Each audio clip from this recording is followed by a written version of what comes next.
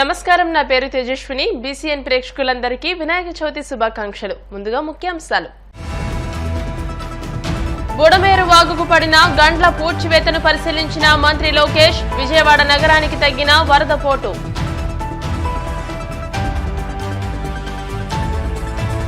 ప్రభుత్వం అన్ని రంగాల్లో విజయం సాధించాలి. స్వామిని కోరుకున్న భీమిని ఎమ్మెల్యే గంటా శ్రీనివాసులు.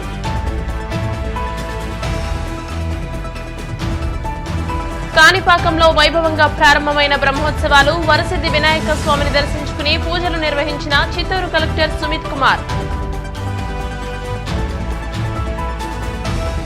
మాజీ మంత్రి బాలినేనిపై ఎంపీ వైవి సుబ్బారెడ్డి కీలక వ్యాఖ్యలు. పార్టీ నేతలపై పరోక్షంగా వ్యాఖ్యలు చేస్తున్నారని ఆరోపణ. బుడమేరు వాగుకు పడిన గండి పూడ్చివేత పనులను ప్రభుత్వం పూర్తి చేసింది. దీంతో విజయవాడ వాసులు ఊపిరి పీల్చుకున్నారు. శనివారం 3వ గండి పూడ్చివేత పనులు పూర్తి కావడంతో ఇప్పుడంతా ప్రశాంతంగా ఉందని అధికారులు భావిస్తున్నారు. బేస్ లెవెల్ వరకు బుడమేరుకు పడిన 3 గంటలను అధికారులు పూర్తి చేశారు.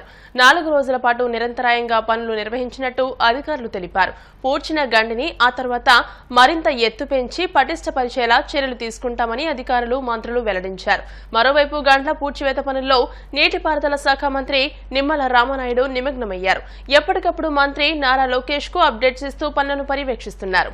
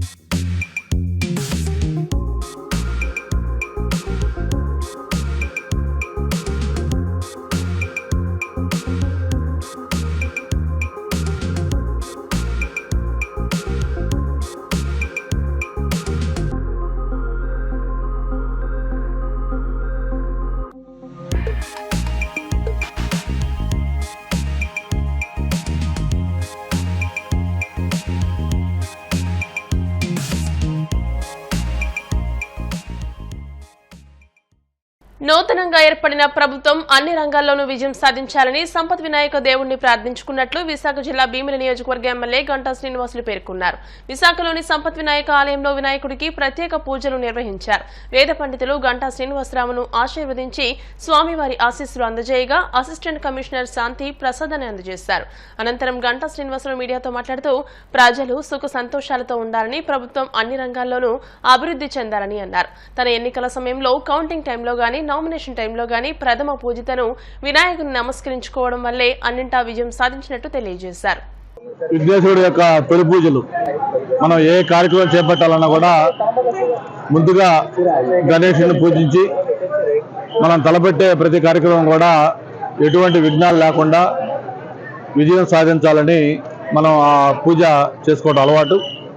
అటువంటి వినాయకుడికి సంబంధించి ఈరోజు దేశవ్యాప్తంగా కూడా ఈ పండుగ అంగరంగ వైభవంగా చేసుకుంటా ఉన్నాం. ఆ స్వామివారిని ఒకటే కోరుకున్నాం. ముఖ్యంగా కొత్తగా ఏర్పడ్డ ఈ ప్రభుత్వం అన్ని రంగాల్లో కూడా విజయం సాధించాలని, ముఖ్యంగా ఇటీవల ఏదైతే మనకి విజయవాడ పరిసర ప్రాంతాల్లో జరిగిన వరదల కారణంగా మొత్తం జనజీవనం కూడా అస్తవ్యస్తం అయిపోయింది.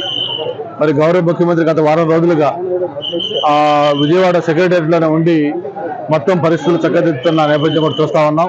త్వరగా అన్నీ కూడా సర్దుకోవాలని, ప్రజలు సాధారణ స్థితికి రావాలని మనస్ఫూర్తిగా కోరుకుంటూ ఈ రాష్ట్రం అన్ని రంగాల్లో ముందుకెళ్లాలని, అన్ని విధాల అభివృద్ధి చెందాలని, ముఖ్యంగా ప్రజలు సుఖ సంతోషాలు సౌఖ్యంగా ఉండాలని చెప్పని మనస్ఫూర్తిగా స్వామివారిని ఏడుకుంటూ మరి మన విశాఖపట్నంలో ఈ సంపత్ వినాయక స్వామి ఏదైతే ఉందో మనందరికి కూడా ఒక ఆనవాయితీ, ఒక సాంప్రదాయం, ఒక అలవాటు.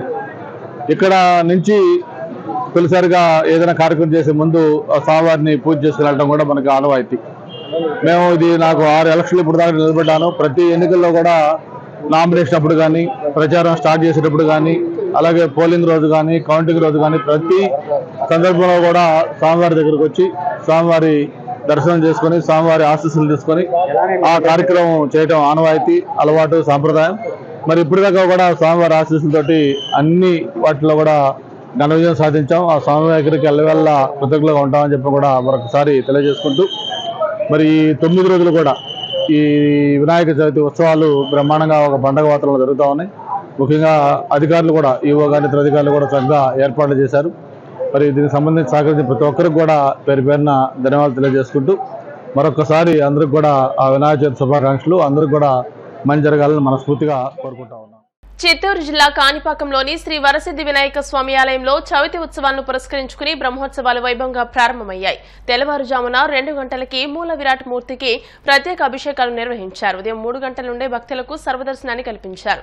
భక్తులకు ఇలాంటి అసౌకర్యం కలగకుండా 400 మంది పోలీసులతో బందోబస్తు ఏర్పాటు చేశారు. ఈ నేపథ్యంలో బ్రహ్మోత్సవాలను చిత్తూరు జిల్లా కలెక్టర్ సుమిత్ కుమార్, ఎస్పీ చందౌల్ దగ్గరుండి పర్యవేక్షించారు.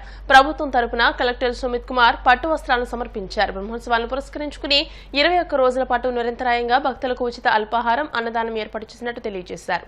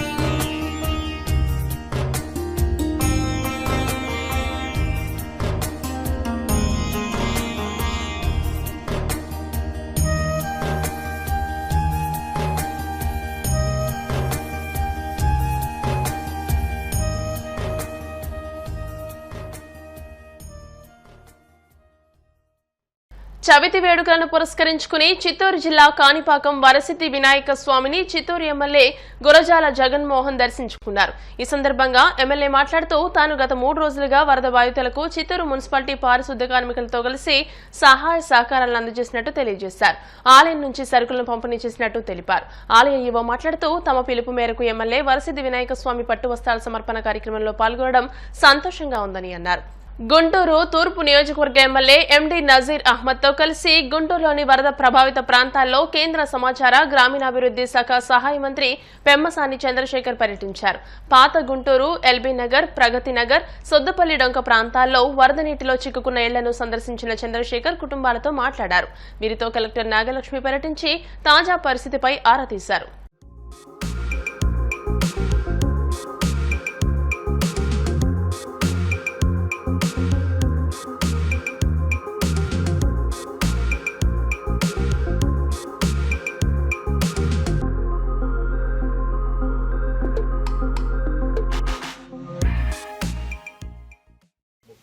బాగా దెబ్బతిన్న గ్రామాలు అనేటువంటి లంక గ్రామాలన్నీ ఒకసారి ఈరోజు తిరిగి డ్యామేజ్ అసెస్ చేసి తర్వాత వాళ్ళకి ఇంకే ప్రాబ్లమ్స్ ఉన్నాయో అవన్నీ తెలుసుకోవడానికి వచ్చాం. ఒకటి, పంటలో జరిగినటువంటి నష్టాన్ని డెఫినెట్గా కేంద్ర రాష్ట్ర ప్రభుత్వాలు రెండు కలిసి ఇన్సూరెన్స్ ద్వారా కానీ లేకపోతే అడిషనల్ ప్యాకేజ్ ద్వారా కానీ హెల్ప్ చేస్తాం తప్పకుండా. నిన్న కేంద్ర మంత్రి గారు వచ్చారు, ఇవాళ పొద్దున్న దాకా ఉండి తిరిగి వెళ్ళారు. వాళ్ళకి ఈ సమస్య మొత్తం కూడా అర్థమైంది. అవి కాకుండా ఎప్పటి నుంచో ఇక్కడ ఉన్నటువంటి ఈ వాక్వే ఏదైతే ఉందో జనాలకి దగ్గరగా వెళ్ళేది 10 గ్రామాలకు కలిపి 10,000 మందికి ఉపయోగపడేటువంటి ఇది ఎప్పటి నుంచో ఉన్నటువంటి కోరిక వాళ్ళకి. దాన్ని ఒకసారి కాస్ట్ ఎస్టిమేట్ వేయించి సాధ్యమైనంత త్వరగా అది కూడా ముందుకు తీసుకువెళ్లే విధంగా ఆలోచిస్తాం. అవి కాకుండా ఈ ఏరియాలో సాయిల్ కరోజన్ అనేది బాగుంది, ఎరోజన్ అవుతుంది. దీన్ని ఏదైనా లాంగ్ టర్మ్గా రిటైనింగ్ వాల్ కట్టే ప్లాన్ చూడాలి. ఇది కొంచెం ఎక్స్పెన్సివ్ ప్రాజెక్ట్, కొంచెం టైం పడుతుంది. డెఫినెట్గా అది మాత్రం ఇమీడియట్గా దాన్ని ఎలా చేయాలని ఆలోచిస్తాం. లంక గ్రామాలని కేంద్ర మంత్రివర్యులు పెంసాని చంద్రశేఖర్ గారు ప్రతి లంక పర్యటించడమే కాకుండా వ్యక్తిగతంగా వారు సమస్యల్ని, రైతాంగ సమస్యల్ని, ఇక్కడున్న సామాజిక పరిస్థితుల్ని, అదేవిధంగా సమాజంలో ఏది కావాల్సిన అవసరం ఉంది అని చెప్పి వీటన్నిటిని అధ్యయనం చేయడానికి ప్రతి గ్రామాన్ని కూడా సందర్శించడం జరిగింది. దీర్ఘకాలికంగా ఉన్నటువంటి సమస్యలు కొన్ని అయితే, ఈ యొక్క వరదల వల్ల సంభవించే సమస్యలు కొన్ని, వీటన్నిటినీ కలిపి ఒక ప్రాజెక్టుగా తయారు చేసి ఎంత మేరకి నేను ఈ లంక గ్రామాలకి సహాయం చేయగలుగుతాను అనేది ఒక ఆలోచన చేస్తున్నటువంటి వ్యక్తి. ఇది మనకు కావాల్సినటువంటి సమస్యని అర్థం చేసుకొని పరిష్కరించడానికి ఈరోజు ఈ ప్రయాణం అనేది మనందరికీ ఉపయోగపడే విధంగా ఉంటుందని చెప్పి నేను భావిస్తూ ఉన్నాను. అంతేకాకుండా తాత్కాలికంగా ఉపశమనం పొందే అంశాలన్నింటినీ కూడా రాష్ట్ర ప్రభుత్వం, కేంద్ర ప్రభుత్వం ఇవన్నీ కూడా ఇన్సూరెన్స్లు కానీ లేకపోతే సబ్సిడైజ్ మీద సహాయం ఏదైనా చేయాల్సి వస్తే వాటికి కానీ, వ్యక్తిగతంగా ఏదైనా వెహికల్స్ ఇవన్నీ దెబ్బతింటే వాటి మీద ఇన్సూరెన్స్ కానీ లేకపోతే వాటి మీద ఏదైనా రుణాలు ఉంటే వాటిని పోస్ట్పోన్మెంట్ చేసే కార్యక్రమం కానీ ఇవన్నింటినీ కూడా. ఇప్పుడు కాసేపు ప్రకటనలు.